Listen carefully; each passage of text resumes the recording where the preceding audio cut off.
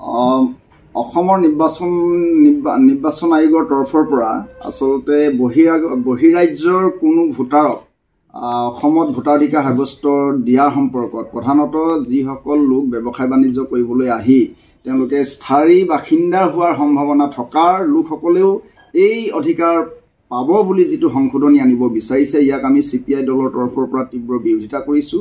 আচলতে ইয়াৰ জৰিয়তে বিজেপি চৰকাৰখনে আচলতে বিজেপি দলটোক আগন্তুক যি নিৰ্বাচন আহি আছে এই নিৰ্বাচনত আচলতে তেওঁলোকৰ মানে প্ৰতিনিধিসকলক জিকোৱাৰ যিটো ব্যৱস্থা কৰিবলৈ গৈছে, ইয়াক এইটো কেতিয়াও গ্ৰহণযোগ্য হ'ব নোৱাৰে। আমি সেইকাৰণে সকলো অসমবাসী ৰাইজক ইয়াৰ বিৰোধিতা কৰিবলৈ আমি আহ্বান জনাইছোঁ।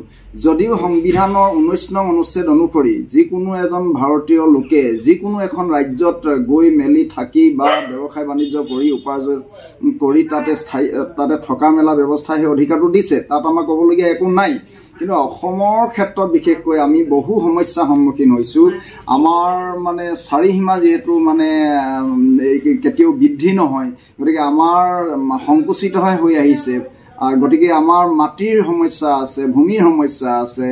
গতিকে আমাৰ লোকসকলক আচলতে সকলো দিশৰ ফালৰ পৰা সুৰক্ষিত কৰিবৰ কাৰণে ৰাজনৈতিক, অৰ্থনৈতিক, সাংস্কৃতিক বা আমাৰ যি পৰম্পৰাগত যিবিলাক আমাৰ আছে ৰীতি নীতি সকলোবিলাক আমি মানে সুৰক্ষিত কৰিবৰ কাৰণে সেয়েহে আমি সংবিধানৰ 371 আৰু 371 ক অনুচ্ছেদ অনুসৰি আৰু 370 নং অনুচ্ছেদ অনুসৰি আমি বিশেষ ৰাজ্য মৰ্যাদা বিচাৰিছোঁ, যাৰ জৰিয়তে আমি আচলতে বহিৰাগতৰে হওক বা অবৈধ বিদেশীয়ে হওক এই সকলোকে আমি প্ৰতিহত কৰিবলৈ সক্ষম হ'ম, যাতে কোনেও আহি আমাৰ এই বিধানসভাত বা আমাৰ ৰাজ্যৰ পৰা কোনেও ৰাজ্যসভা সাংসদ হ'ব নোৱাৰিব, কোনো বিধানসভাত কোনো বহিৰাগতৰে আহি ইয়াতে MLA মন্ত্ৰী হ'ব নোৱাৰিব।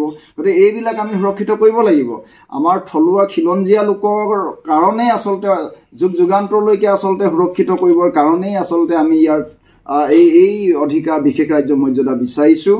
আৰু প্ৰধানতঃ মানে এই ভোটাৰৰ ক্ষেত্ৰত যিধৰণে বিহাৰত যিধৰণে চুৰি কাৰ্য চলিছিল, গতিকে ইয়াতো অসমতো এই ধৰণে আচলতে একজেক্টলি SIR নকৰিলেও অন্ততঃ যি সংশোধনী কথা আনিছে ইয়াৰ জৰিয়তেও ভোট চুৰিয়ে আচলতে ব্যৱস্থা কৰিছে বুলি আমি মানে বিবেচনা কৰিছোঁ। গতিকে ইয়াক শীঘ্ৰেই বাতিল কৰা আমি দাবী জনাইছোঁ। ধন্যবাদ।